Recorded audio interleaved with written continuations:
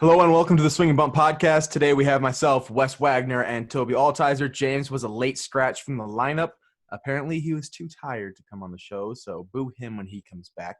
I know you guys won't let me down. We got a fun show today. We're going to talk about some baseball news, football news.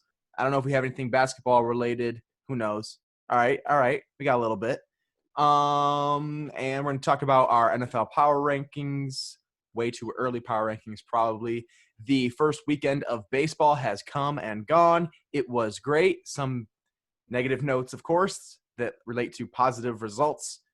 But we'll talk about that and more here on this episode of the Swing Bunt. Enjoy the show.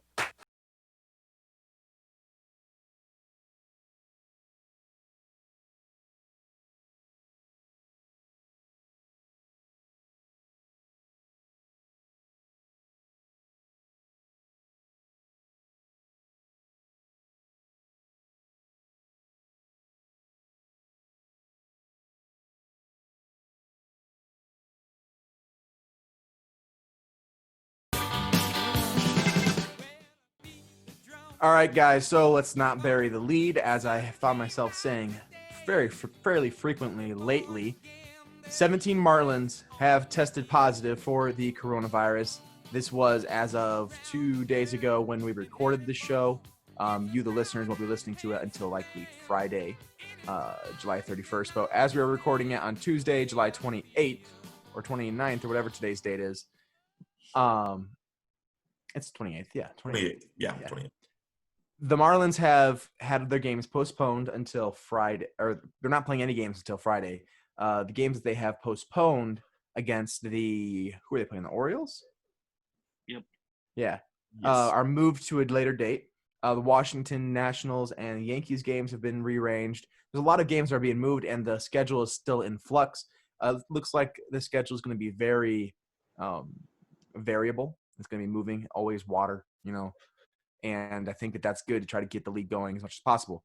Now, it's a really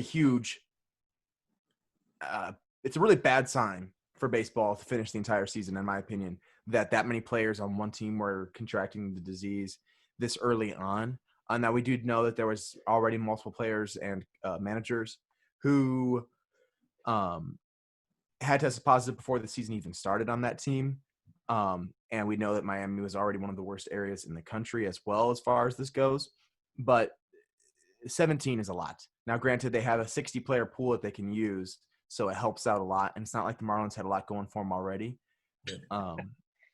But one thing that's stupid is these players knew they were sick, or at least knew that they had tested positive and played anyways. So that's kind of frustrating because that's only going to ruin it for everybody else, One person on Twitter. Go ahead, Toby. One person on Twitter I saw kind of put it well. It was actually an NFL person I follow for the wonderful Washington football team. He brought up a good point of the fact that this isn't necessarily Major League Baseball's fault. It's more the Marlins' fault for being irresponsible with the protocols.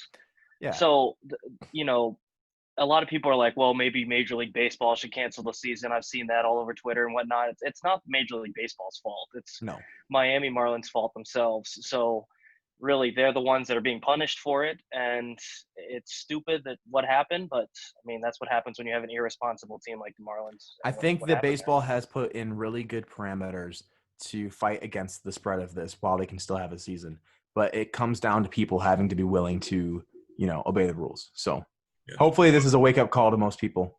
Go ahead. Say two positive things with this. Number one, no Phillies contracted the virus. Which is really good. It kind of points to the sign of not crossing, it's not crossing teams. So that's good. Exactly. That's great news. Number two, the Marlins, up half their team had it, and they kicked the Phillies' tail that whole series. Apparently it's not affecting their play. Well, I mean, most people that get the positive test have no signs anyways, no symptoms. Right. So those are Juan Soto. Two positives we can take from it.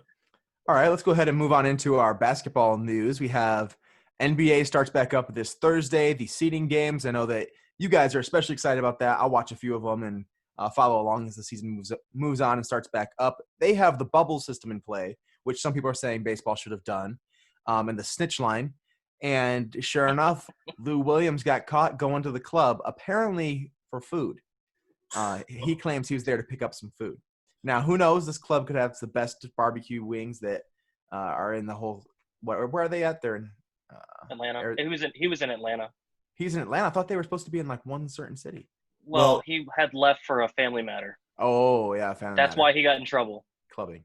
So he actually did have a funeral. His grandfather passed away. So he was away. He was supposed to go to the funeral and come straight back. Right. But he stopped for some chicken wings. Some fun. It's ridiculous, honestly. I mean, like, what do you expect to happen? You're a celebrity, one of the most scrutinized people in the country at the time, in this bubble that's being discussed by everyone, and you really think you're not going to get caught? It's so stupid. And he's a veteran, too. Yeah. What are you gonna do? Anyways, sad news for Wes and the Houston Astros. Justin Verlander's out at least 2 weeks with a, what was it, Wes? It was a forearm strain. And they're going to reevaluate it in probably 10 days now? I mean, it's the funny thing is the reporter who broke that he was out for the season, they haven't taken away that report. So they still think he's going to be out for the season. The Astros do? Well, that columnist, because usually if they report something that they think is that they report something and it's wrong, they'll update it, they'll give a rebuttal. They haven't taken it down at all. So no, but when I saw on ESPN or MLB was that they were going to reevaluate after 2 weeks. Right. So but the Astros have done this before. If you remember Lance McCullers 2 years ago, they said the same exact thing, and he was out for the season. Well, hopefully that's not the case. I mean, you already lost Garrett Cole to free agency and then losing Verlander to injury when he, could win another Cy Young. I mean, it's just to me, I'm not really sad for the Astros. I am sad for Verlander, though. He's a good guy, and he's been a pitcher that I've rooted against my entire life as he was a Tiger for so many years. So I don't want to see him go out this way where, if he were to come back next year and not be the pitcher that he was in 2019 and to miss out on another opportunity of his peak performance would be a bummer. Hopefully he can come back. Huge blow. Yeah. Next in news, football training camp started yesterday. That was pretty awesome that they're able to move forward. They, again, have a lot of different parameters in place to protect against this. It's going to be cool. Let's each give one quick thing that they're really excited to see in training camp, what they want to develop. I want to see the battle between Cam Newton and Jarrett Stidham, which shouldn't be much of a battle, but they haven't announced who's going to be the quarterback for the New England Patriots, as Bill Belichick never would, of course, until the last minute, more than likely. But, I mean, I think we all know that Cam Newton's going to take over that job. He has the talent over the rest of them. I like Jarrett Stidham. I was excited to see him play, but when it comes to talent, Cam Newton's a legitimate quarterback. If he's healthy, he should take that spot. But I'm excited to see him, and if I can get some video of practices and whatnot, I'll be excited to watch that. What's one thing you guys are looking forward to in training camp? Yeah, I mean, I'm super excited to see the receiving core. Obviously, bringing in CeeDee Lamb, singing in. Oh, you mean Dallas? I'm sorry. Yes. Amari Cooper, seeing Michael Gallup. I'm super excited to see how the offense is going to look. I want to make sure. I think it should be good. Dak Prescott threw for 4,900 yards. Bringing back Zeke. We got some weapons, so I'm excited to see it. You should, in my opinion, should be by far the best team in the division. We'll see what happens. Definitely the most complete team talent-wise, and you have a coach who's always been an offensive-minded coach. So we'll see what happens with that. And one other thing in Texas, I'm excited to see in training camp this year, if they will announce who the number one wide receiver is going to be. Is it going to be Will Fuller or Brandon Cooks? I mean, who's going to be Deshaun Watson's number one guy? I need to know. Can Will Fuller stay on the field? Well, yeah. Either of them stay on the field. Yeah, honestly, they have two. It's kind of scary when you have two really injury-prone wide receivers. Randall Cobb, who's like 97, and then your next best wide receiver. Do they still have Kiki Kuti? Kenny Stills too. Oh, Kenny Stills too. So you don't have you have a lot of potential, but not a lot of consistency. I think the thing I'm looking forward to seeing is, I'm high on Dwayne Haskins. I want to see what happens with him, and I also want to see what happens. Redskins. Well, the Washington football team has so many. Sorry. I'm sorry. I should probably blank that out too. I'll beep it out. Don't worry. The Washington football team has so many running backs. I want to see what happens with that. Honestly, I think you got Antonio Gibson's a sure lock, and then outside of that, Darius Geis. I think Darius Geis is the starter, right? Yeah, yeah. I think would so. if I were coach. That's what I would do, and I think Ron Yeah, Rivera's a pretty smart guy. I think he's the starter. I think AP still has a role on that team, but you still got McKissick, Bryce Love, and then Peyton Barber. And the thing about Peyton Barber that I think the reason he might get a roster spot over some other guys, he's got a 2-year deal for like $3 million. Mm-hmm. And so why would you cut a guy that you're only paying $1.5 million? That's why I think Adrian Peterson's not going to make the team. It's tough, and that there's might not be the room case. for him. And why are you going to pay the old guy when you have younger talent, more talented guys? It's so tough, and I think a sneaky one is Bryce Love. They did not put him on the PUP list, and so maybe he'll have a role on this team. I don't know. There's we just named 6 running backs? There's at least 6. Yeah. The question is, are they going to count Antonio Gibson as like half running back, half receiver, so they don't mind carrying him as like a 5th running back, 6th receiver kind of thing? Yeah. So do you think the Redskins? Do you think they keep 4 running backs, or do you think they keep just 3? I think they keep 4. My guess. I don't see them cutting half of them. They keep 4 at least if you're counting Antonio Gibson. If you're not counting Antonio Gibson as a running back, they may still keep 4. It's tough to see. I mean, Peyton Barber could get cut too. I mean, it's not like he has guaranteed money on that contract. No, and so I mean, he could get cut. The thing that I think is interesting is they keep talking about McKissick as being a person they want to use in passing downs and whatnot, but I feel like Antonio Gibson's more electric than he is, and they could basically do the exact same thing. And I think you'd be even more prone to hand Gibson the ball between the tackles more. I don't know what happens. I feel like McKissick and Barber are the 2 most likely to be cut out of those 6. That's what I would say. Tend to agree with that. Yep. All right, moving on. A little bit of news. I'm not sure if you guys are aware of this or not, but the other day, Patrick Mahomes purchased a portion of the Kansas City Royals. Now, the owner of the Kansas City Royals, I forget his name, but he is a huge Chiefs fan. I mean, he has a box there, and he goes to all the games. So I think Mahomes probably had a little bit of an in there. And we all know he's got a little bit of extra cash laying around these days. So he's like, you know what? I'm going to let my money make me some more money and invest into a team. I probably would have invested into a different team, but that's his choice. Let's be honest. Really cool, though. I mean, it is cool. Yeah. He's the first active player to ever own a portion of another sports team. So, it's cool that his dad played baseball. Now it's kind of coming full circle. He's partial owner. I mean, Mahomes played baseball until college, so. Yep. Yeah, well, he was an athlete. You could say the first, out of the 3 major sports in the U.S., because, I'm pretty sure LeBron's a part owner of some soccer team in Europe or something like that. Liverpool, I think, yeah. Yeah. Oh, really? Is he? Yeah. Interesting. Yeah. Huh. Who knew? Now, the biggest news, saved it for last. The Reedsburg Beavers 18 and under boys baseball team yesterday had a 19-0 victory against our rivals, the Baraboo Thunder Chickens. Absolutely destroyed them, scoring 8 runs in the first, 8 runs in the second, 3 runs in the third, and then we had a walk-off win in our second game of the doubleheader. So, Jake, I forgot to put my ESPN alerts for the Reedsburg team on. So it was nuts, I man. didn't see that. They just kept hitting and hitting and hitting. I was like, start those guys on my fantasy team. Yeah, your mistake. Your mistake, dude. And then today, Reedsburg Pirates, came up clutch with a 13-10 win. I just got home from that, still wearing pants in the pullover. Never got to go on full jersey because I sat the bench the whole time, but I kept a good book. Let me tell you that. Kept a really congratulations, sir. Thank you. I actually didn't keep good book. At some point in the 6th inning, I was like, I'm missing 2 batters here. I'm looking up, and I'm like, not sure what happened. Oh, well, it is what it is. All right, let's move on. That was our news and notes from around the world of sports. Moving into our first segment, let's do a quick review of our power rankings of the NFL that we discussed last week. We had at the 32 spot the Jacksonville Jaguars, Washington at 31, Bengals at 30, Dolphins at 29, Lions at 28, Chargers 27, Giants at 26, Jets at 25. Now I move on to our 24 spot, the Carolina Panthers. Now, I have them much lower than anyone else. I have them as the 3rd worst team in football, in my opinion. Nothing's really changed too much with them. They lost Kyle Allen, and they've gained Teddy Bridgewater. So, in my opinion, that is an improvement. But their defense is still going to be garbage, and their offense probably still won't be much better. I do think they will be their offense will be better than it was before, but I expect them to be one of the worst teams in baseball because Teddy Bridgewater is not a franchise quarterback. I'm sorry, in football. Teddy Bridgewater is not the franchise quarterback that they want, and they're going to be wanting to replace him.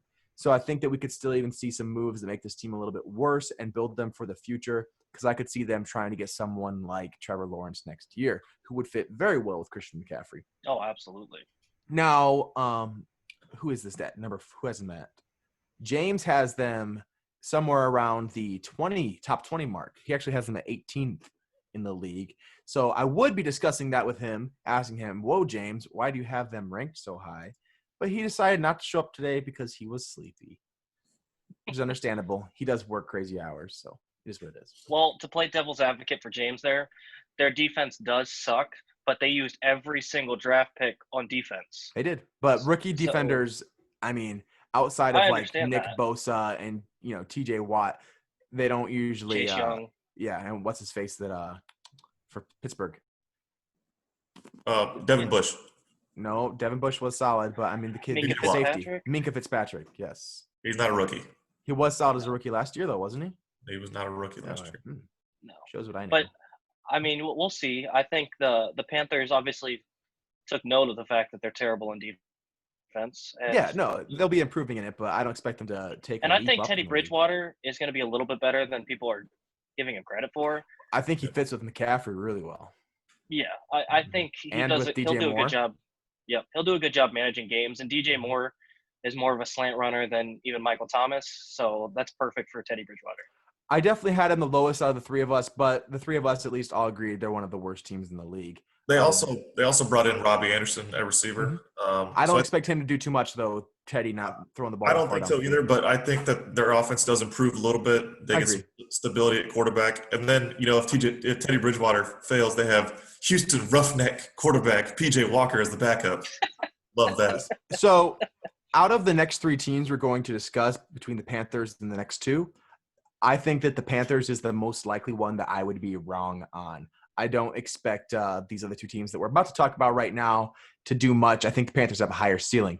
Next on our list at 23 is the Chicago Bears. One of the better defenses in the league. They've got what's his face from Oakland? Khalil Mack. Khalil Mack, yes, thank you, that they got in a trade. And they looked like they were going to be a great team a couple years ago, but then we learned how truly awful Mitchell Trubisky is. And he was one of the worst quarterbacks in the league last year, no questions asked. And now they have traded for or signed or whatever it was, Nick Foles, and they have a genuine quarterback battle here in Chicago. I'm interested to see how that shakes out. Neither of them are franchise quarterbacks, in my opinion, even though Nick Foles tore my heart out against the Patriots a few years ago. But it is what it is. I guess I rooted for the Pats, not Super Bowl. Let somebody else win once in a while. But I don't expect the Bears to do much at all this year, man. I like some of their pieces. I like Allen Robinson. I like David Montgomery. Oh, yeah. But I just don't think that they're going to be able to do much on offense. Allen Robinson may be seeing the best quarterback he's had in his career this year if Nick Foles plays, which is crazy because he was number 3 running back in the NFL. Number 3 wide receiver in the NFL last year with Mitchell Trubisky at QB. So I would love to see him with someone like Drew Brees or like even just a regular quarterback, even something like Derek Carr, someone who can accurately get him the ball consistently would be amazing. Poor guy's had good old Blake Bortles and Mitchell Trubisky his whole life. So. Well, and we talked about the Redskins having 6 running backs. How about the Bears having 10 tight ends? Yeah, it's ridiculous, man. Why do you need so many They did trade ends? one of them. They traded Adam Shaheen to the Dolphins. Oh, okay, so they have Trey 9. Burton's gone too. He's in. Yeah, but they still have 9. Yeah, they still have 9. Yeah, it's absolutely nuts. Yeah. Oh well, what are you gonna do? Now, I have the Bears. You guys all have the Bears up at 10, 11. At 22nd and 21st in the league, while I have them at 28th. So, do you guys think that they're a little bit better than that? Than I have them? I think their defense is probably the best out of the group that we've mentioned so far. I would agree with that. Khalil Mack. Maybe not the Chargers. I like the Chargers defense. I think they have. Well, yeah, I like the Chargers as well, but I would still take the Bears a little because I think their pass rush is elite, although Chargers is elite as well. The only thing missing is a quarterback. I just couldn't put him any higher because It's the most important part. It's the most important piece of the puzzle. Yeah, you got to have a reliable quarterback, and I could see them slipping, but their defense is going to win them games against bad. And while this is power rankings, and we're not talking about schedule and strength of schedule, if they were in an easier division, I could see them beating up on some worse teams. If they were in the NFC East rather than the NFC North, I think they would have a much better record just because Nick Foles can maybe beat up on some of those defenses a little bit, and their defenses could beat up on some of those worse teams. But the fact that they have to play the Packers, the Vikings, and I think the Lions are still a really good offense, maybe not a great defense, of course, but I like their offense. I just don't see them being able to hang with any teams frequently. So yeah, I've got the Bears pretty low. I think a thing that gets overlooked from last year is obviously all the blame goes to Mitch Trubisky, but I think some of that, and personally I think at least half, if not more, needs to go to Matt Nagy. I mean, Mitch Trubisky. Which is weird because 2 years ago he was hailed as, super child. Yeah, so I think a lot of that needs to go because even when I just flipped on, I didn't watch a ton of Bears games, but when I did watch them, Mitch Trubisky didn't have anyone to throw to. I disagree. Allen Robinson and Anthony Miller were studs last year. I'm not talking about he's got the talent, but he wasn't scheming them open. They could double cover Allen Robinson. I feel like they were misutilizing Tariq Cohen. I feel like David Montgomery needed to touch the ball more. I would agree with that 100%. David Montgomery needed to get more touches. I feel like Matt Nagy deserves more blame possibly than Mitch Trubisky. Trubisky wasn't good. I'm not going to argue that, but I think you know who really deserves the most blame for the Bears' failure? Khalil Mack. I don't know. The people who are in charge of their draft picks, because they passed on Deshaun Watson and Patrick Mahomes for Mitchell Trubisky. Oh my gosh. Absolutely nuts. Every time I think about that fact, it just blows my mind. And traded up for Trubisky too. And you think about it. Like whenever that draft was going on, everyone was saying, "Oh, Mahomes is a second-round quarterback. Like he's a second round." I know. Like at the very that's what a buddy of mine. Oh, go ahead. I'm sorry.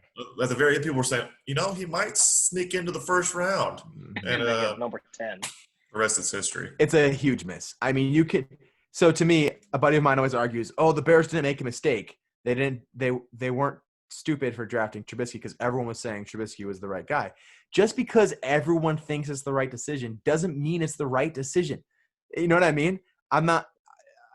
I just don't like that logic of saying, since the scouts were all saying that it was a smart thing to do, it was the smart thing to do. Well, no, there's a classic example of drafting a guy off combine and possible potential over guys that had good film from college. Mm-hmm. I mean, you can whatever with Mahomes. He turned out to be kind of an anomaly. I expected him to be good, kid but not could always this throw good. the ball crazy far. I even when he's back up behind Smith, you saw him just chucking the ball. But still, if you're going to go for someone that proved it in college, Deshaun Watson. Yeah. Yeah, even the Trubisky thing. Oh, well, whatever. It is what it is. I'm not going to worry about it anymore, but Bears are dumb. Yeah.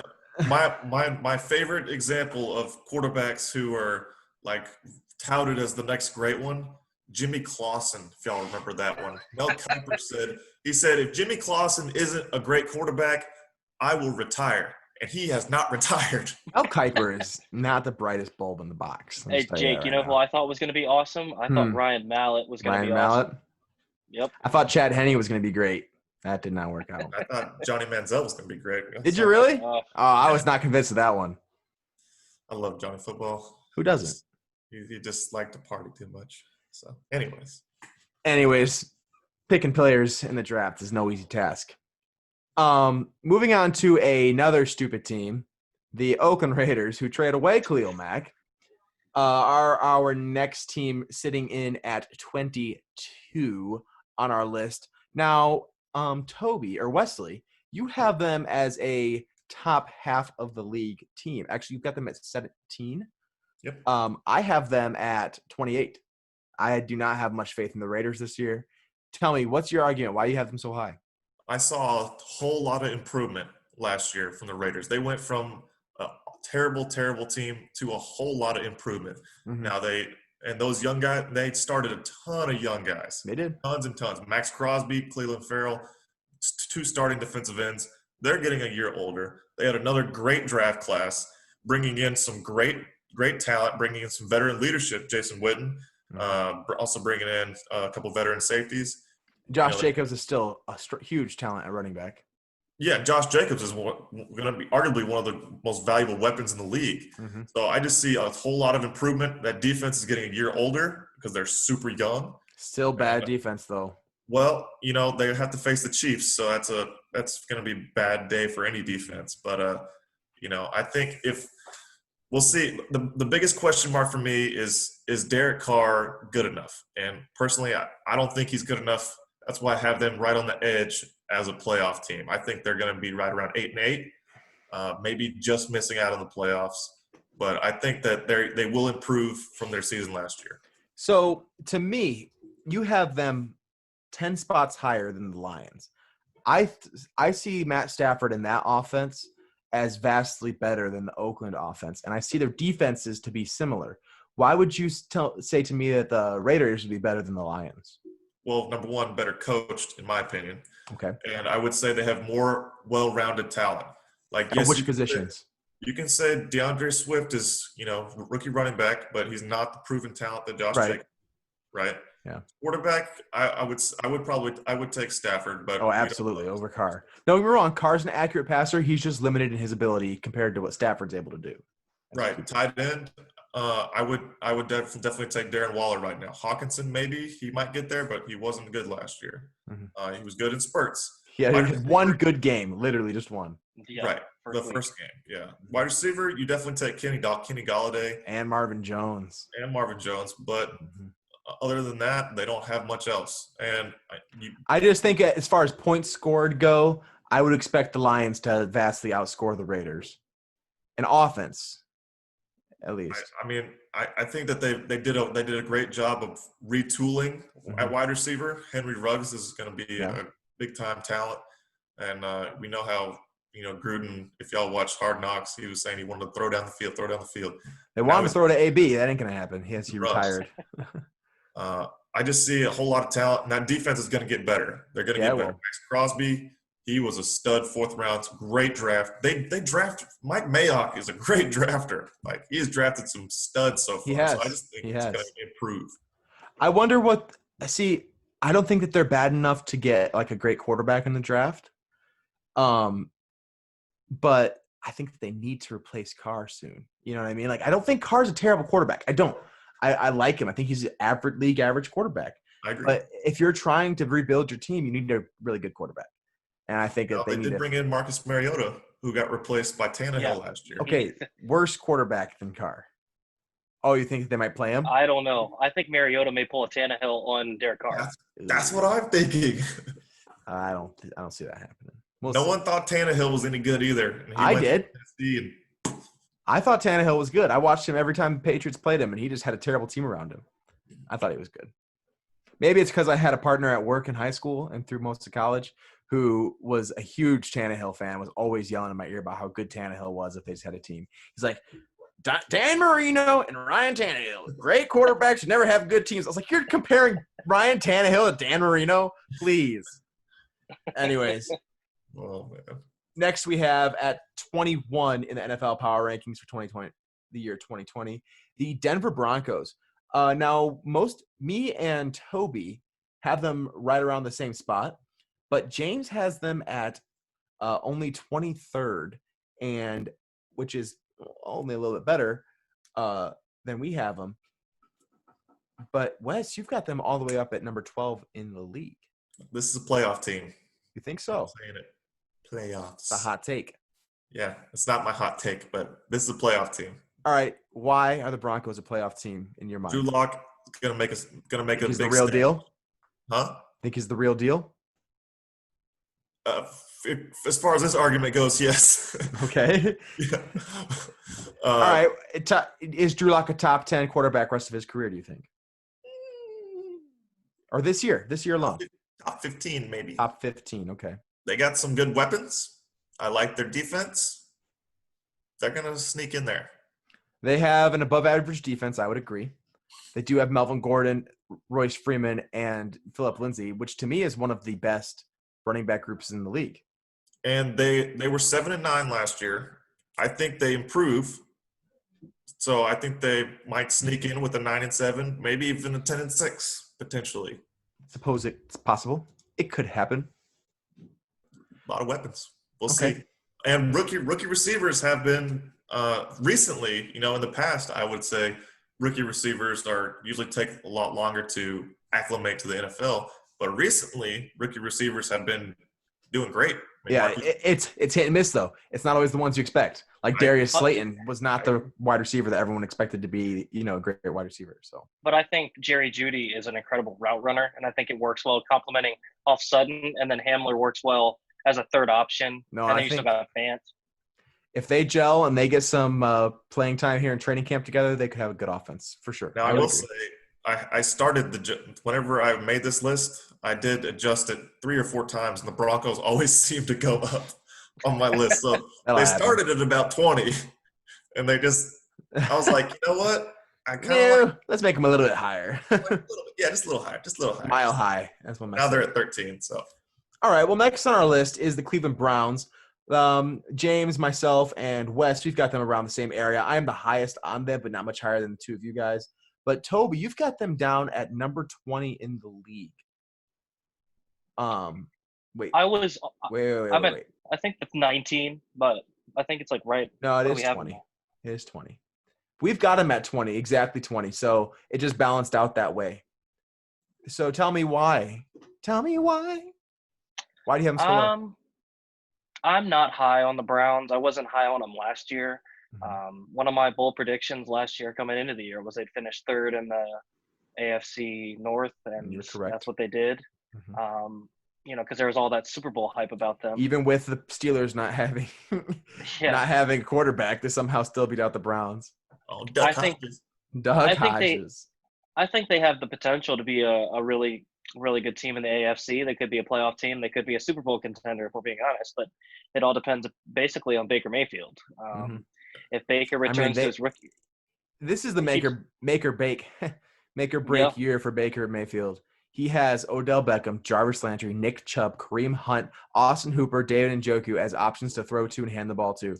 And if he does not make this offense a top 10 offense in the league, then it is time for the Browns to reevaluate what they're doing at the quarterback position. I think if you how I blamed everything on Nagy, I think you could blame a lot of the stuff that happened with the Browns last year on Freddie Kitchens. Freddie Kitchens was by far the worst decision Cleveland has made in a long time, and they've made a lot of terrible decisions. I think you'll see that with Kevin Stefanski coming in, they're going to really utilize Chubb and Hunt a lot, and they're not going to depend as much on Baker trying to win them games.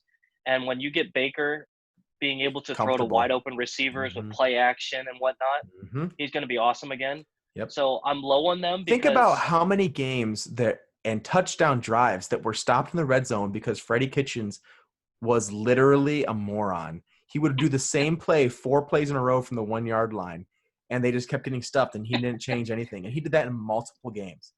Yeah. I'm like, dude, you got to change something up. I mean, do like a play action, throw it to the tight end once or something. You got David Njoku, one of the most athletic tight ends in football. Yeah. It's so dumb.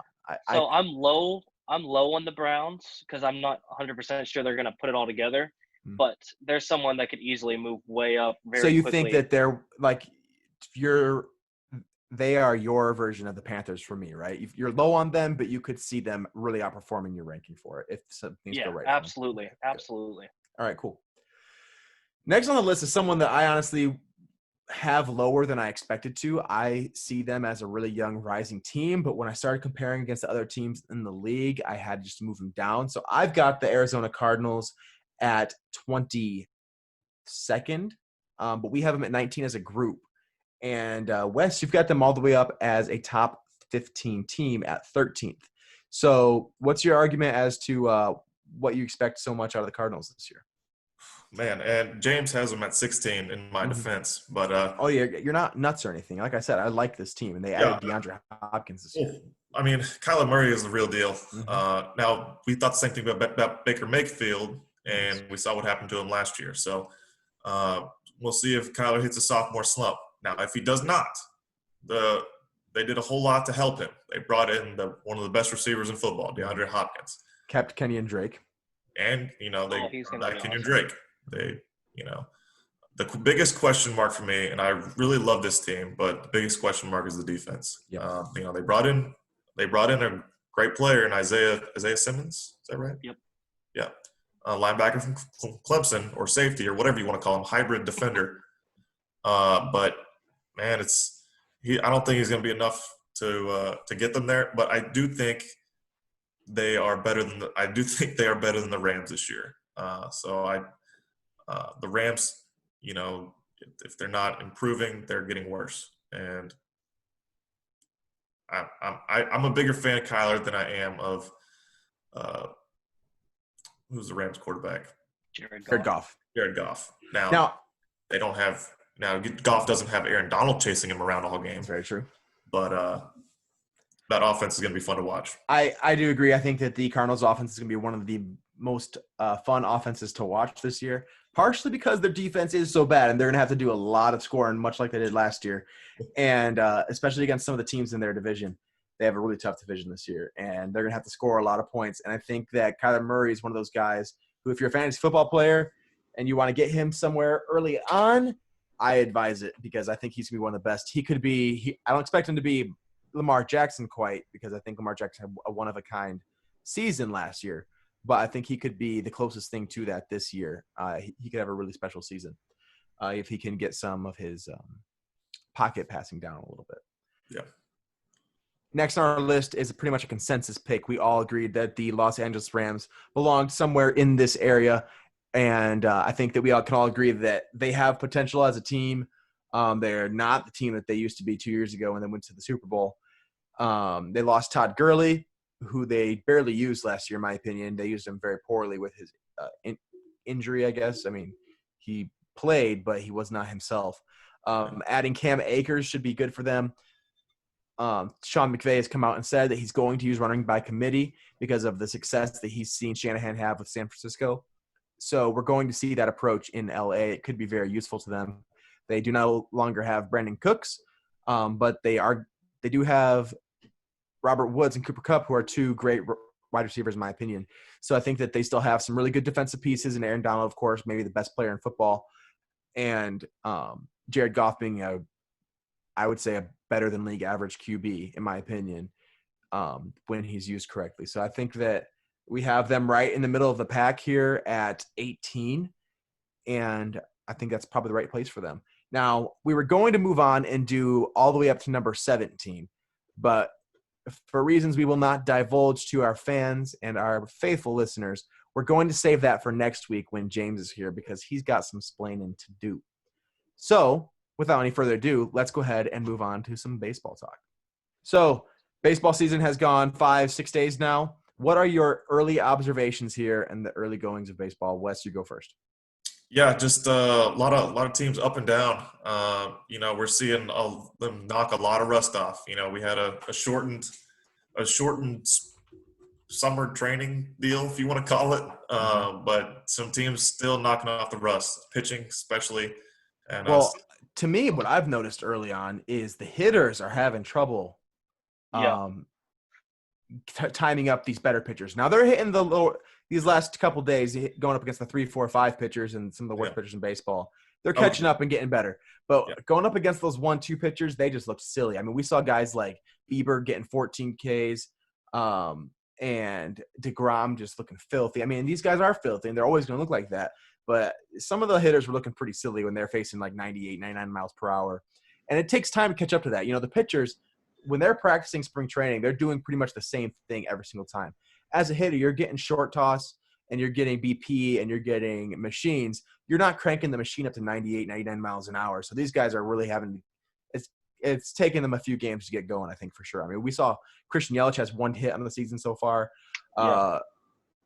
Lindor went 1 for 13 in the first series. He's heated up here against the White Sox, but – we look at the Braves. Sorry, James. Yeah, Acuna and Albies are 3 for 19.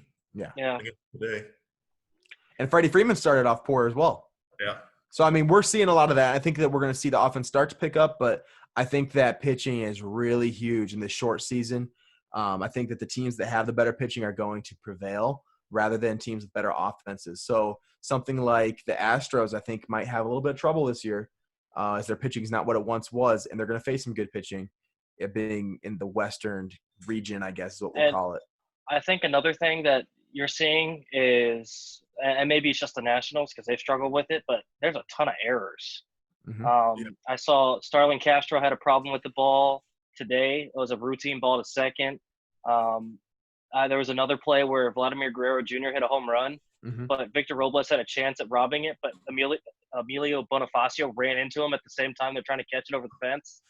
So, I mean, it's stupid stuff like that, maybe it's new teammates that you've never really had time to acclimate with each other and get used to it. So teams maybe that have had the same people up the middle for years or whatever aren't having issues. But, I mean, the Nationals' whole infield basically is new outside of Trey Turner.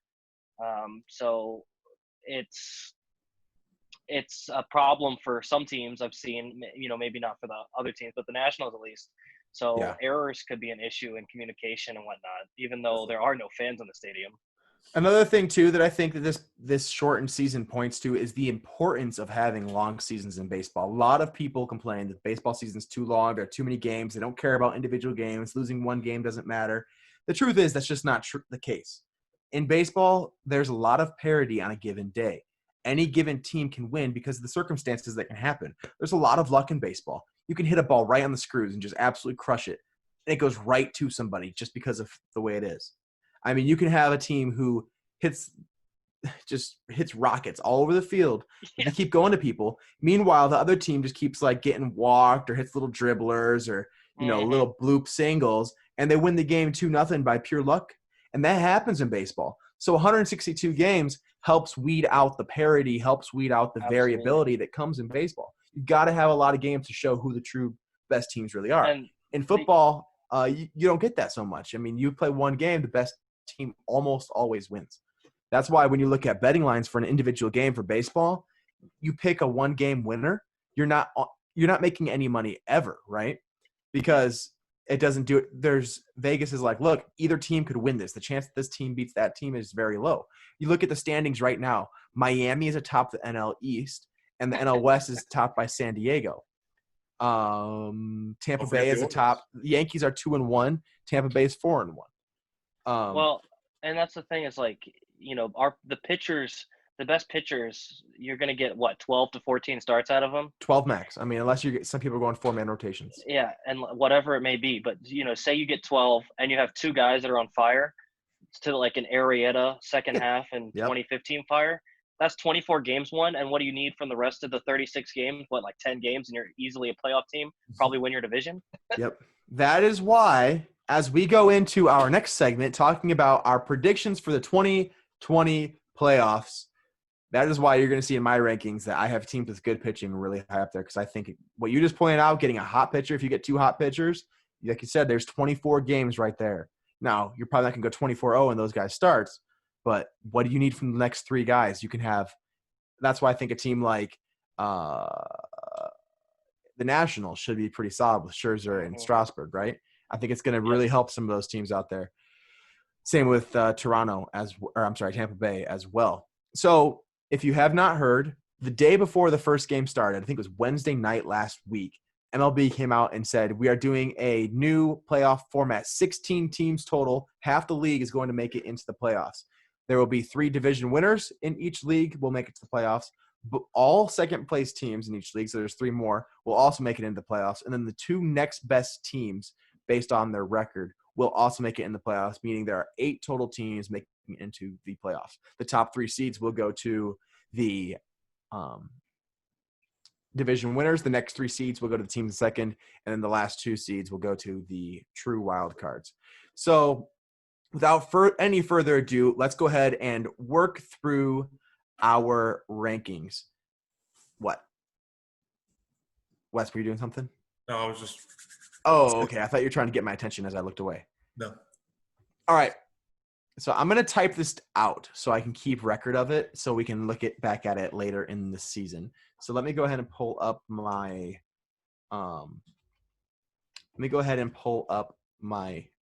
spreadsheet here. Sorry. Should have done this before the show started. Do I get kicked off the show if I said the Orioles were going to make it? You know, we've been considering kicking you out of the show for a long time, so probably. That's a bold strategy. All right, so James did send me his playoff predictions, but I do not intend on reading them aloud as we go through this, but I will type them into the document so then when we come back to it in a future show, we'll be able to keep track of what he did as well. Okay? So AL East, let's go ahead and say who we have as our division winners. I have the Yankees getting first and the Rays getting second. That's what Anyone I got. disagree with that? Same thing. All right. I'm just going to go ahead and copy and paste it across the board for us. I don't know what James has, but I'm sure it's something similar to that. In the Central, now this was tough for me. I'm an Indians fan, and my philosophy for this season is pitching is going to win. The Indians clearly have better pitching than the Twins, in my opinion. So far, they have not given up more than 3 runs in a game through 5 games. They have the best record in baseball so far at 4-1, so I'm pretty happy. And we beat up on the Twins these last 2 games today. But I do have the Twins winning the division. Their offense is absolutely nuts. So they're 3-1 so far. So I've got the Twins winning the division, and I have the Indians in second. Any differences there? 4 for 4. Same thing. All right, man, this is great stuff. Now, I think we should bring up the White Sox. Their offense is nuts. They're going to be, I think, over the next 3, 4, 5 years, they're going to be getting better and better and better. They've got a lot of young offensive players who look really solid, but their pitching is pretty horrendous. Outside of, they've got Lucas Giolito and Michael Kopech, but Michael Kopech is opting out this season as he is now going through a divorce with the actress from Riverdale. I just found that out today. So they also picked up Dallas Keuchel. Yes, yeah, he pitched very well his first game. He did pitch very well, and he pitched very well against. And that's great because he faced the Minnesota Twins, who are a home run team, a fly ball team, right? So when you get a guy like him who is a ground ball pitcher, he is their kryptonite, Yes. So it was a very good matchup for him. In the AL West, this was so hard for me to do. I like the Angels. I like the A's. I like the Rangers. So doing this was very difficult. I have the Astros still winning the division despite not having Verlander, despite not having Cole. I just think that when it comes down to best rounded team in that division, it's still the Astros. And I have the A's getting second place. Toby, what do you have? I have the Astros winning. I have the Rangers in second. Rangers in second. I had the Rangers in second for a few minutes. But I did end up moving it down. To be fair, I had this before Kluber got hurt, and I'm not sure exactly what's going to happen with that. That's fair. But I think they got pitching. They've got pitching, and if Kluber comes back, they're going to be pretty solid. And they've got an offense, too. Joey Gallo is a solid hitter. Nomar Mazara over there, and Odor can hit. Actually traded Mazara to the White Sox. Oh, that's right. They did. Thank you. Yeah, I forgot about that. I'm just so used to him being there. He's been there for so long. Still have a solid team, though, for sure. They do still have a solid team. I think it's a very solid division. And their new unis look fresh. It is time for our high heat of the day. Wes, what do you got for us? So this one's near and dear to my heart because it involves the Houston Astros. Mm-hmm. But it's not what you think. So get on with it, boy. Spit it out. My high heat for today is the Oakland Athletics will not only win the division, they will have the best record in baseball. All right, you got to explain this to me because don't get me wrong, I like the A's. I think they've got the best defense in baseball, and they've got Matt Chapman, Matt Olson, Laureano, solid guys. I cannot see them producing the offense, nor do they have the top-tier pitching that other teams have to be the best record in baseball, especially with teams like the Dodgers out there. Please explain yourself. So I like Frankie Montas. I like Jesus Luzardo. I think Jesus Luzardo is on the up and coming. Sean Manaea, he had a kind of a rough first game, but I think he's going to be there as well. I'm not a believer in Mike Fiers, but I think their bullpen is a very underrated bullpen, and I think their offense is very underrated as well. 1 through about 7 or 8 is pretty dangerous. I think some guys didn't hit for average last year. I think they bounced back in a big way. Matt Chapman hit 36 homers, only hit 250. Or 249, whatever. Mark Canha's solid. Marcus Semien was one of the best hitting shortstops in baseball last year. MVP candidate last year, Marcus Semien. Chris Davis, still a great hitter. Chris Davis didn't hit 237 with 50 bombs last year, but he nuts. only hit 22 last year. So I think he bounces back. Sean Ryan Murphy, one of the most underrated young catchers in the game, one of their top prospects. So there's a lot of upside. At second base, they're kind of platooning right now with Tony Kemp and Franklin Barreto and Chad. It's like a three-man platoon. And Chad Pinder. So the second base is kind of the 9-hole. But pitching, their bullpen is very underrated. I like their bullpen. Also, one of my favorite pitching prospects, AJ Puck. Whenever he comes back, he'll join the rotation.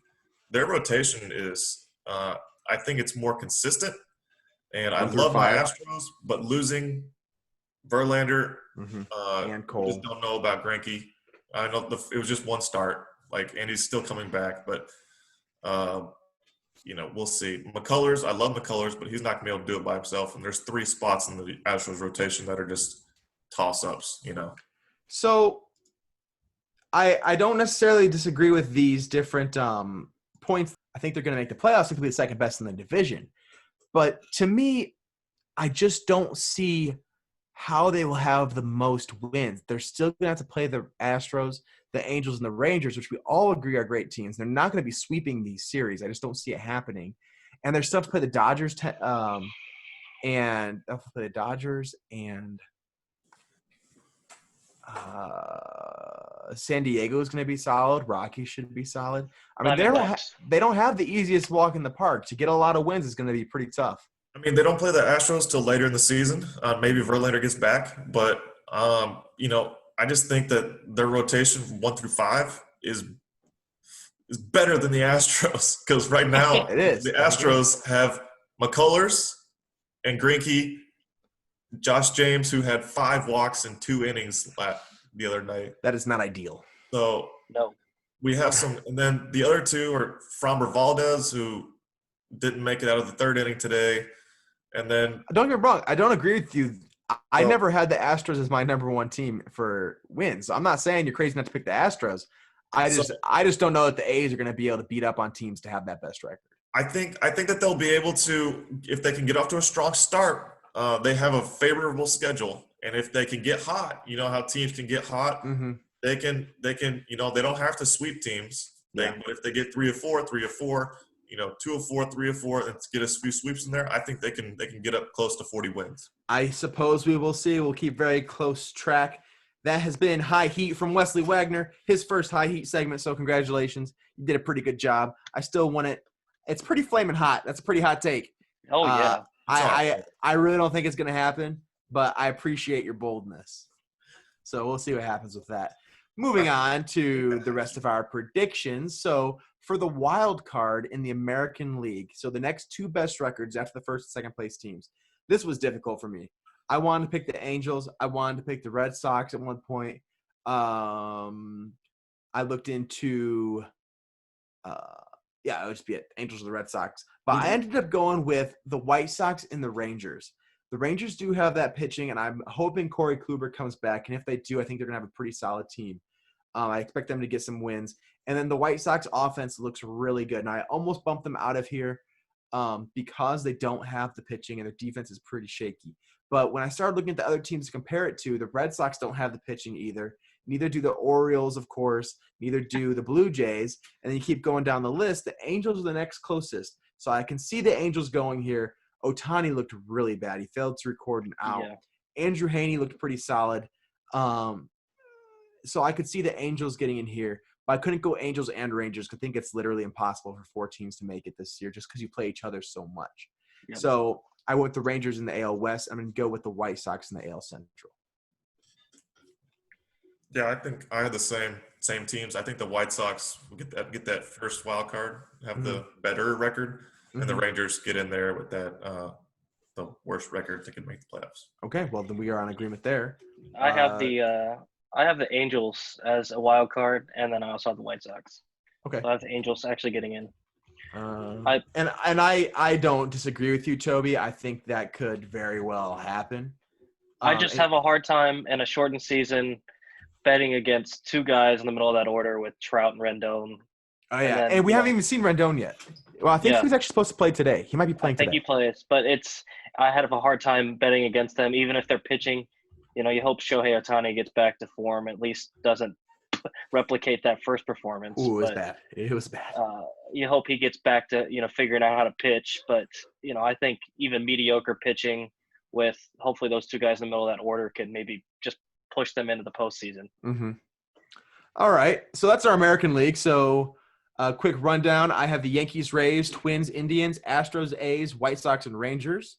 Wes has Yankees, Rays, Twins, Indians, A's, Astros, White Sox, and Rangers. So just a little bit of a shuffle, but same teams. And Toby has Yankees, Rays, Twins, Indians, Astros, Rangers, Angels, White Sox. So the only team different there is that you don't have the A's making it. Yep. So we're pretty much in consensus there. I imagine that there's going to be something else different, you would think, especially in the 60-game sprint. There's probably going to be some more surprises in there than we suspect. I really wanted to put the Orioles in there for no reason at all, but I just dude, would that be a Cinderella story? Holy cow! Well, and I saw that they talked about bringing up Adley Rutschman if they had a chance at the postseason, just because they know they don't have a chance any other year. For the next, if I were decade. a team like them, if I were the Orioles or the Royals or the Tigers, I'd be letting my young guys get experience. Could you imagine if they get like 20 wins somehow and there's about 10 to 15 games left and they bring Adley Rutschman up? That would be awesome. No, I can't. I can't imagine that, as a matter of fact. And no, my imagination's not that strong. I could see – I mean, another guy, now that we're talking about top prospects, if the Rays are close with the Yankees – Wander Franco, I mean, it's a possibility. We saw Bryce Harper up at 19. So that's another team. I could see the Rays beating the Yankees for that division race. I could see it. That pitching's really good. All right, moving on to the National League. I just made a change because I was warring with myself all day, and it's the fourth time I've changed these two teams. So I'm going to do it. Man. So we'll see what happens. But, man, National League was tough. I feel like American League is, as it was last year, pretty top-heavy. You've got 5 or 6 pretty solid teams, 3 really good teams. And then the National League has, like, one great team, one really good team, and then a bunch of just good teams, And I'm just like, picking 8 teams out of these 13, 12 contenders, maybe. The team, because now that you open up to 8 teams, it's not like, I just have to pick 5. You're adding in 3 more playoff positions, and it makes it really, really difficult to narrow it down because there's a lot of parity in between those middle teams. So let's go ahead and talk about the NL East. I have the Braves winning the division. I think they're the best well-rounded team. They've got solid pitching, not the best. They have a great offense and a decent bullpen. So I have the Braves winning the division. Taking second place was a very difficult pick. This is the one I just changed. I've got the Mets. They've got the best pitching in the division. And with DeGrom and Syndergaard and Steven Matz, Syndergaard's not going to pitch. Oh, you're right. Syndergaard. Well, still, DeGrom makes up for the lack. You have Stroman, so he's and good. they do have Stroman, yeah. So I've got the Mets. They have a great lineup too. So I think that we're going to have a lot of parity in the variability in our predictions here. This is not going to be like the American League. I think there's going to be a lot of difference of opinions. So I've got Braves, Mets as the top 2 in the East. I think Braves. Whoa. It is Wes's turn. Okay, Wes, go. All right. I also have the Braves winning the division, although there are some very strong teams in the division minus the Marlins. You mean the first place Miami Marlins? The first place, yeah. COVID-19 or? They're first in the division. They also have the most positive cases. They have more than the whole state of Wisconsin, I believe. And they beat the Phillies with the Rona, so props to them for that. That's probably going to be the highlight of their season. Couldn't even breathe running around the bases. But actually, I do have the team who got beat by the Rona Marlins. I have the Phillies making it as the number 2 seed. Okay. Yep. That's who I had at second. So yeah. I switched them out for the Mets, though. All right, Tobes, what you got for us? You had Nats homer. I got the Braves winning the division. Mm-hmm. I think that's pretty obvious. We'll see. I've not been very impressed by this team to start the year. I got the Nationals finishing second in the division. Crazy. You've got Strasburg and Scherzer. Anything can happen with those guys. So far, Strasburg hasn't even taken the mound yet. Scherzer faced the Yankees for his first start, so I don't necessarily take too much stock into that, and that's his first start of the year. Corbin looked awesome his first start. Yeah, he did. 6 1/3, 3 hits. One of them was – or 2 hits, I think, and only one of them got one over the fence for Torres. Yeah, so the issue is the bullpen once again. Glaber, barely know her. Will Harris has not looked good in his first couple appearances. Tanner Rainey has looked good, but Sean Doolittle's been a little shaky. So it'll be interesting to see what happens with that bullpen, and the hitting has not been good. Losing Rendon, I think a lot of people, for Nationals fans, just trying to like glossed over the fact that we lost a guy that had like 121 RBIs MVP last year, and they acted as if. I mean, I told you guys that's a before the huge season, loss. Huge. Yeah, before this turned into a 16-team postseason, I didn't have the Nationals making the playoffs. Right. Now that it's a 16-team postseason, I think they make it. Maybe not as second in the division, but I think they can make it as a wild card. But I understand your point for the Phillies, your point for the Mets. Mm-hmm. I think it's a toss-up. I think the Braves win the division, and it's a toss-up between the three of those for second. This is another one of those divisions that if they didn't only play each other, I could see 4 teams getting in. Yep. But the fact that they all play each other just means that there's no way that they can all have good enough. Completely records. Agree. So, but yeah, I think that there's 4 solid teams in that division, and I think that any combination of those 4 could potentially happen, especially in the way the season's going. I mean, say the Braves get, they play 8 games against the Nats. If the Nats go 7-1 in those 8 games, we're looking at a totally different season. The Braves go from being the division winners to maybe not making the playoffs. That can happen. It can happen. Before the schedule came out too, wasn't a huge fan of the Nats with their chances, and then I think the Braves only play the Orioles like 3 times, and the Nats play them 6 times. Mm-hmm. I mean, that's a huge advantage for the Nats. Those things are going to make a difference. They will. Oh yeah, it's just a matter of fact.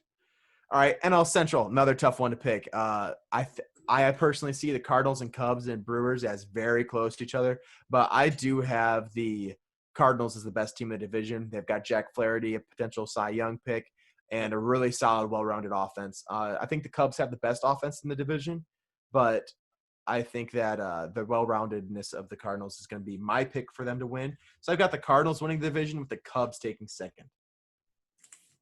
Yep, I have the same. I like the Cardinals. I like kind of mimicking Jake here. I like Jack Flaherty as a closer. They have a solid, very, very solid bullpen. And Goldschmidt will be at MVP form this year, I believe, top 3 in my predictions. So I like them. And the Cubs, their rotations looked pretty solid to start the season. So I like them 1-2. All right. I got the Cardinals winning the division. And the Brewers employee says? I'm not employed by the Brewers. Radio station, whatever. To be honest with you, I'm very low on the Brewers. So actually finishing second in the NL Central, I got the Cincinnati Reds because they got the pitching too. I wanted to put the Reds in here. I honestly did. I've got them making the wild card, which is what we will discuss in just a moment. The Reds look solid, man. The thing about Bauer 13 Ks. You've got DeSclafani. Who else am I missing here?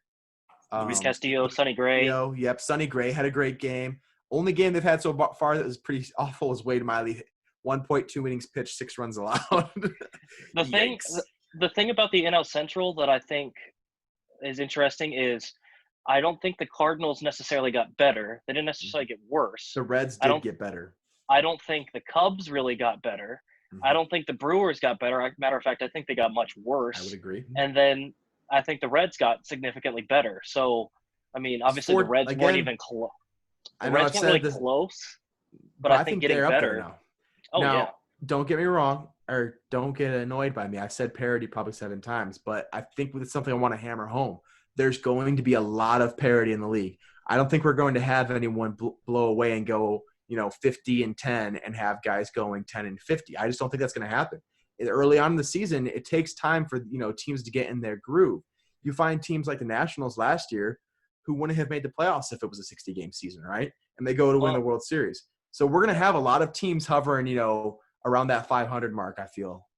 I think it actually, with separating it according to region, East, Central, West, actually worked out so that each team plays a fair competition. I feel like you don't have one division that has, is just stacked playing a really, crappy division. I would say the one that would be close to that would be the NL Central with the AL Central. You got probably the worst division against, I would say, the best division. Just because the Tigers and Royals are so bad. Yeah.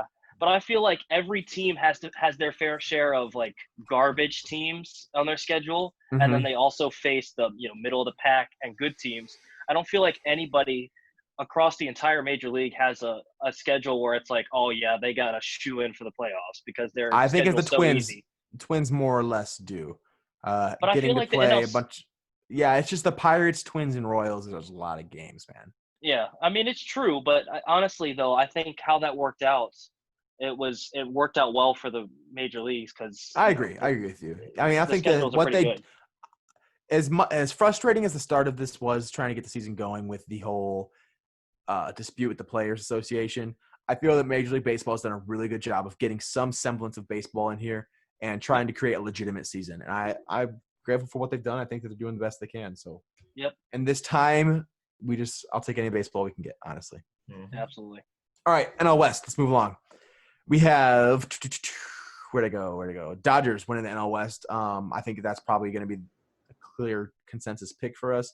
You got Clayton Kershaw, Walker Buehler, Alex Wood, no longer Hyun-Jin Ryu.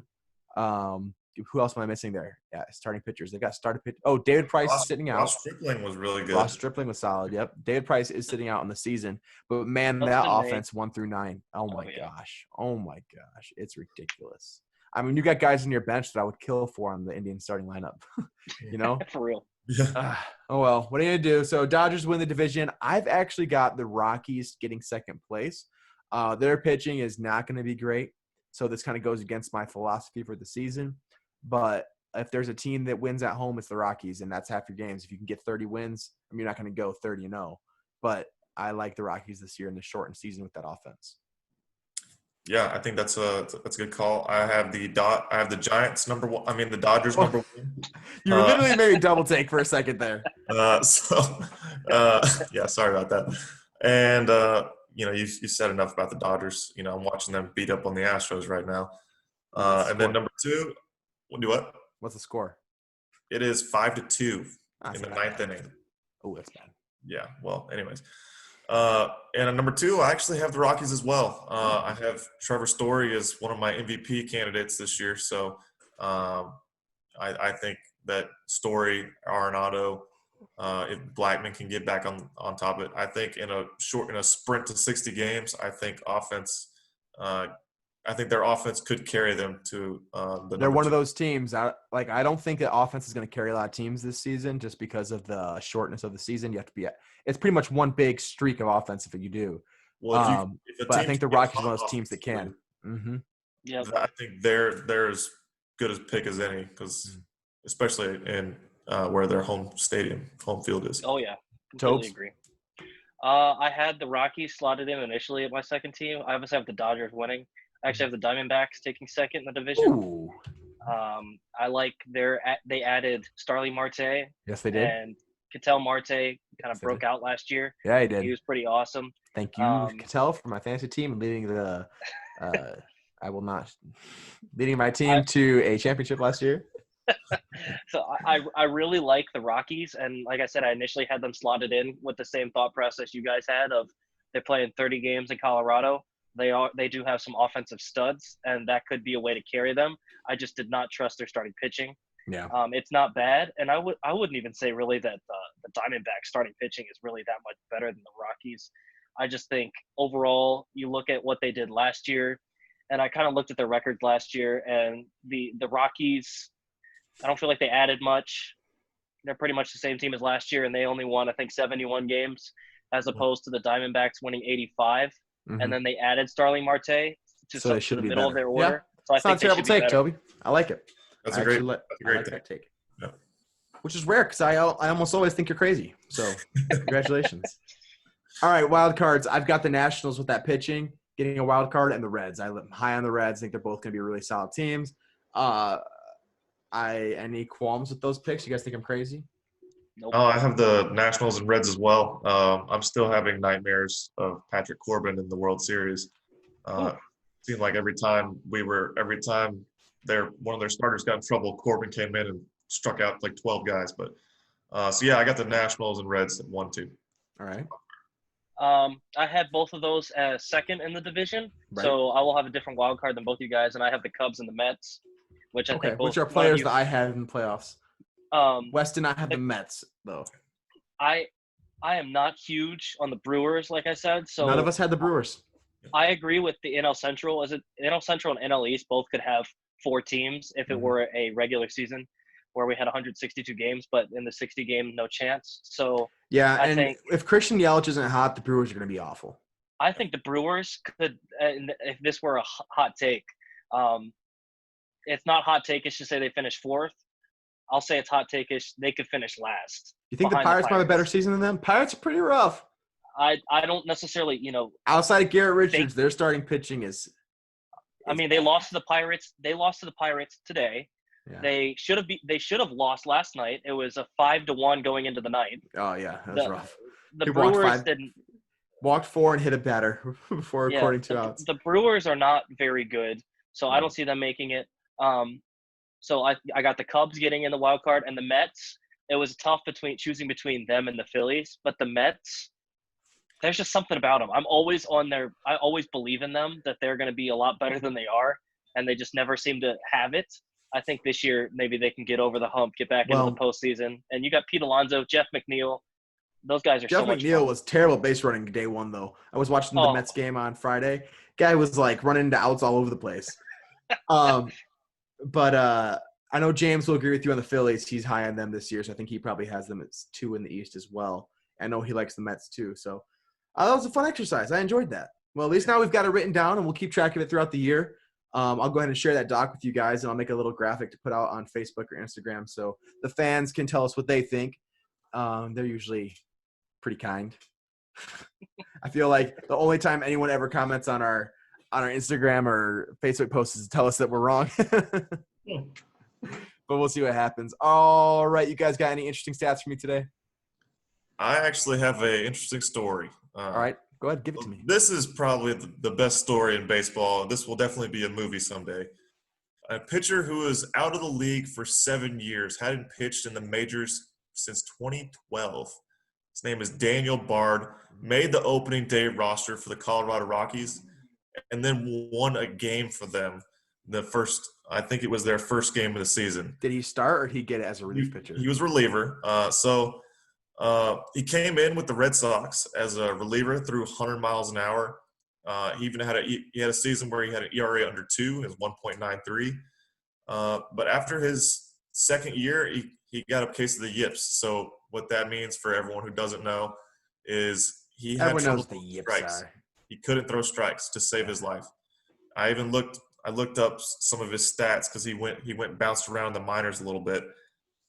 Just to give a few.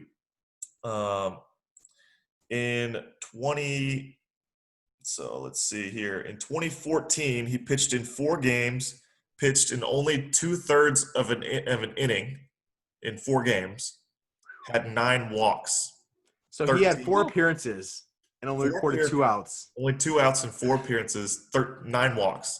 The next season, 8 appearances, 3 innings, 13 walks.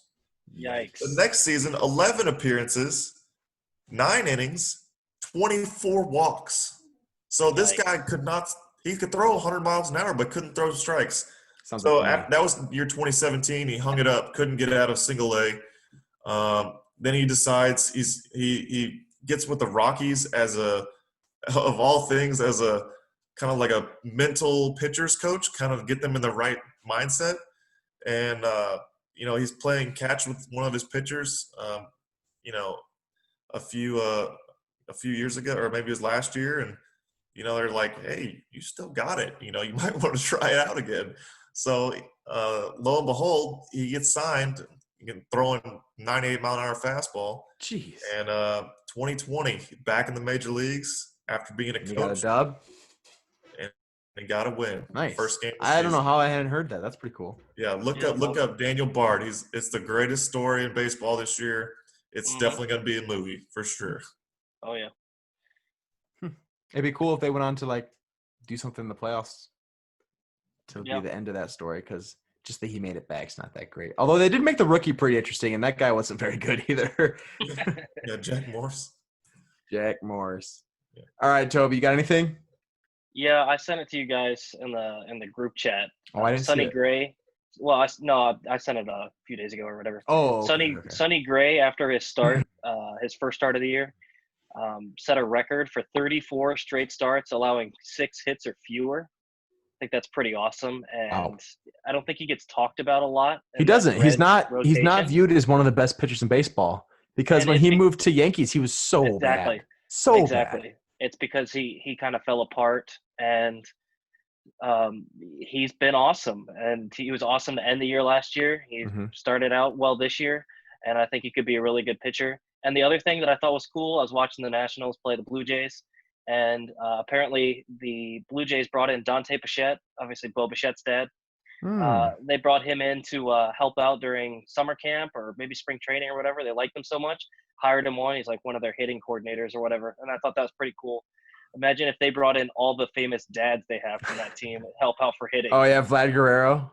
Yeah. And Craig Biggio. You don't want Vlad Guerrero to be your hitting coach. All right. What do you want me to do here? Swing at everything. If it's close, you're hacking. If it's in the dirt, swing. Hit off the ground. Yep. Double off the ground. Just go ahead and swing. That's what Vlad Guerrero sounds like. He's got a very thick Southern accent, didn't you know? The Nationals color commentator is it was a former Expo. Racist. Just kidding. Oh, color commentator. Okay. Yeah, color commentator. He's a former Expo. He said that Vladdy's dad, so Vladdy, used to just walk up to the bat rack, grab a bat, look at it, say, "Can I borrow your bat?" Walk up there and go up and probably hit a dinger. I remember. Who was it? Jose Ramirez last year was having 2 years ago, having a huge slump. Couldn't hit worth a lick. And he goes up there and breaks a bat, and he starts walking back. And Edwin Encarnacion just throws him his bat because he's on deck. And he's looks at it okay, hits a 3-run bomb. He's like, all right, cool. Love it.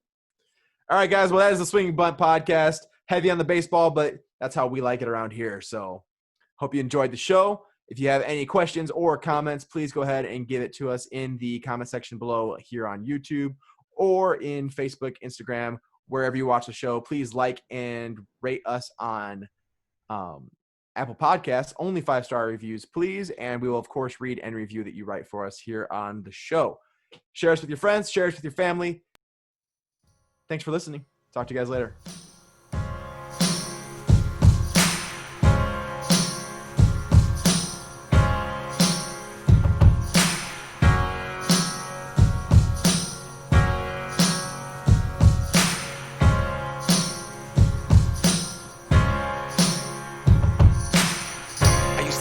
With my dad in the garage, the sawdust, that pine sol in the moss.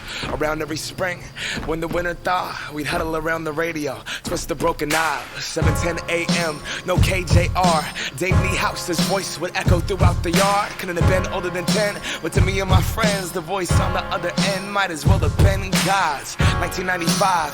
The division series, Eggers at to bat, bottom of the 11th inning, got the whole town listening, swung on and belted, the words distorted, Joey Core rounds third, here comes Griffey, the throw to the place, not in time, my oh my, the Mariners win it, yes, fireworks, they lit up that ceiling in the Kingdome, we had just made history. Swung on the line, down the left field line for a base hit, here comes Joey, here is Junior at third base, they're going to wave him in, the throw to the plate will be late. The Mariners are going to play for the American League Championship. I don't believe it.